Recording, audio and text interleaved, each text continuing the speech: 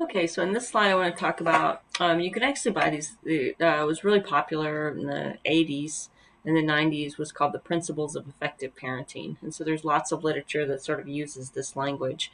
And I'm not necessarily going to read every single one of them, but I do want to point out a couple that I think are more significant, or most significant, I should say. And one way to kind of think about parenting is it's really, in some ways, parenting is just like lots of other relationships.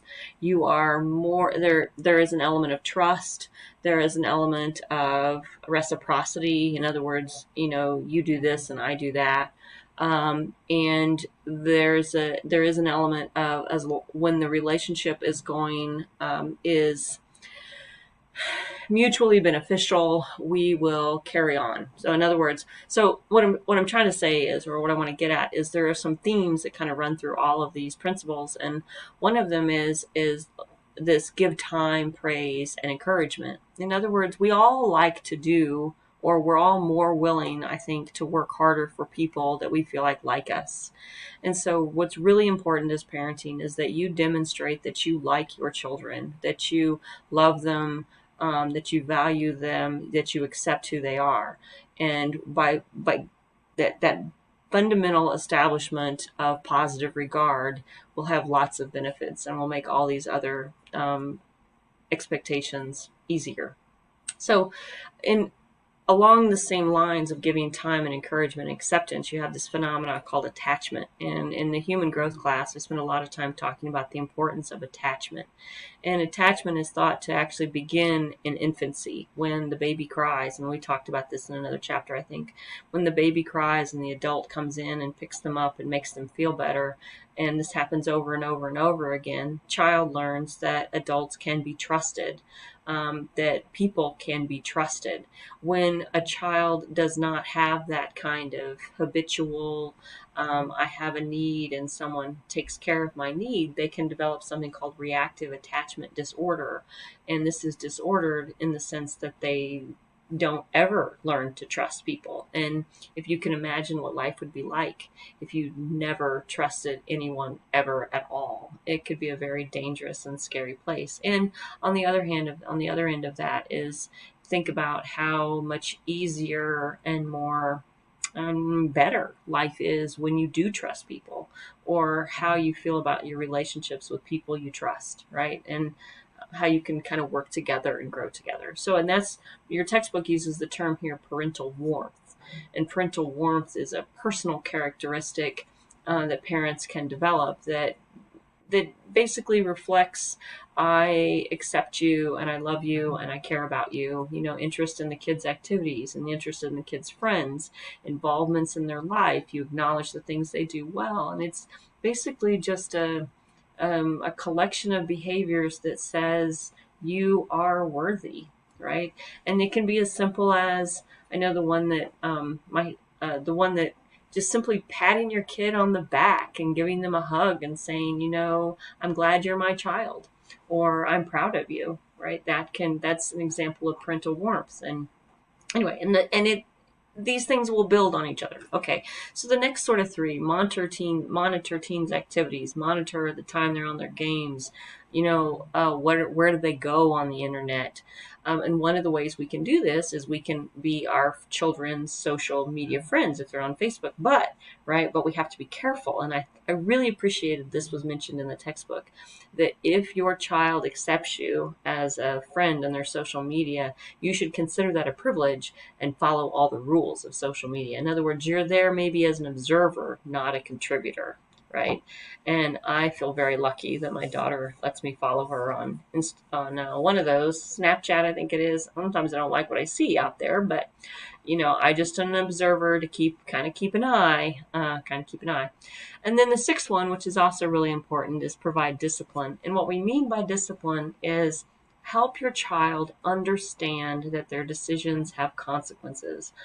I took a parenting class when I was an undergraduate, and we learned about natural and logical consequences. And I found this to be a very simple, most of the time simple, sort of philosophy on parenting that can be applied in lots of different aspects of your life. And what it basically is, the method says, or it's about, is that what we teach our children is we help them understand the consequences of their actions, the logical consequences of their actions. In other words, instead of some arbitrary, you forget your coat, so I take your social media away, those things don't really have any natural connection. That's not the way the real world works. If you forget your coat, if I forget my coat, right, the consequence is I go cold. So why that should be the consequences for children's behavior is something that is logical and natural. If they forget their lunch, they go hungry. That's the way the world is. Instead of an arbitrary, well, I'm going to ground you because you did something. And what we know about the way our brains work and the way learning is, they're not going to remember those connections. We remember things that make sense to us, right? A child chooses to not do their homework, and so they get to school and they lose recess because that's the consequence at school. Okay, that's the natural consequence. That was what would happen to me at work. If I didn't do my homework, in the evening, and I came to work and I had to get something done, I couldn't go to the potluck this afternoon. That's the way the world is. So if that's what parents are supposed to be teaching their children, is how the world works, then maybe we could start that when they're small children, instead of wacky. So, we've talked about corporal punishment before, and how, spanking and using violence doesn't really make sense, right? It's in many instances it doesn't work as a teaching strategy, but I do think in at least one instance it does. That things that we don't want our children to do because they're going to cause pain, it makes sense to use corporal punishment. For instance, our child runs in the street. Why do we not want our children to run in the street? Because we don't want them to be hit by a car. We don't want them to be hurt. So the message might make sense that if your child runs in the street, you spank their bottom, right? Because that's what you want them to understand. This hurts, right? That is a natural consequence. I mean, obviously you don't want them to, if they run in the street, they're going to get hit by a car. Obviously that's would be a natural consequence, but that's not what you want to teach. I hope you get what I'm saying.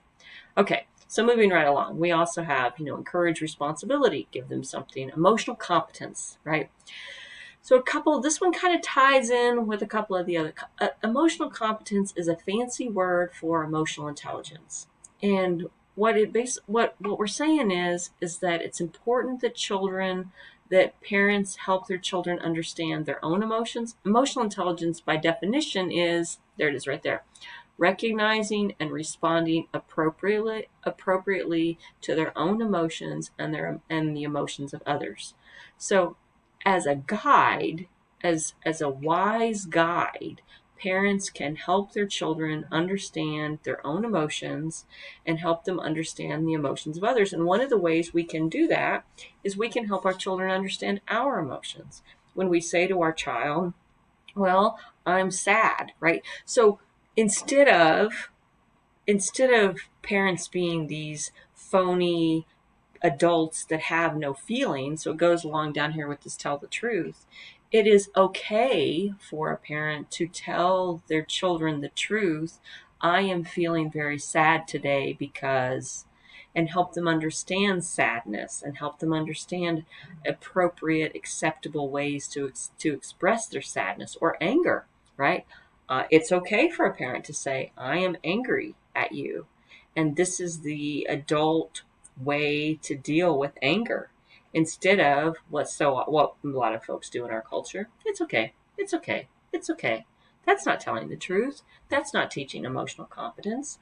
Part of what we're supposed to be doing as a parent is teaching our children how to understand their emotions, how to respond to their emotions, and how to respond to other people's emotions.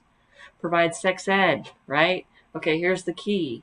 Timely and developmentally appropriate. If we're telling our child about safe sex after they've had sex, that's not timely. We need to give them the information before they need it. But we also don't need to be talking about safe sex when they're 6. right? So timely and developmentally appropriate. It is naive for parents to assume that their children will not become sexually active. That's like sticking your head in the sand, right? And that's one of those, to not to decide is to decide. That's to let them find that out someplace else, right? And we also have to learn how to respond to their questions without freaking out, right? Because if we respond non judgmentally, matter of factly, and just answer the question, right, or provide information, right, then they will ask us again. And you may be thinking, oh my God, I don't want them to ask that next question. But would you rather them ask you? Or would you rather them ask somebody else? And that's one of those decisions that we have to make. Maybe you don't want to be that person in their life, right? Maybe you don't want to be that person and respond honestly, but maybe. But if you do, then we have to be prepared for questions. And I remember when my daughter was disclosing something to me, and I told her the truth, and I said, "Well, I will be very calm, but you need to know inside I'm freaking out a little bit, right?" But I continued to answer her questions because anyway. Okay, moving on. Express confidence. You can do this, girl. You got this. And then maybe in the back of your mind, you're thinking, "Oh, lordy, lordy, I hope you got this." And then the last one that it mentions is again, sort of be aware, monitor, know what goes on. Part of our job is to help keep them safe. And if we live with our head in the sand and we don't pay attention to what's going on, right? You got to be can't be clueless. And if that means you ask around or you do your own research, so be it. And I didn't know any of this stuff, right? Be aware of texting symbols. Okay, we'll wrap this one up. And in the next one, next video lecture will be the very last one.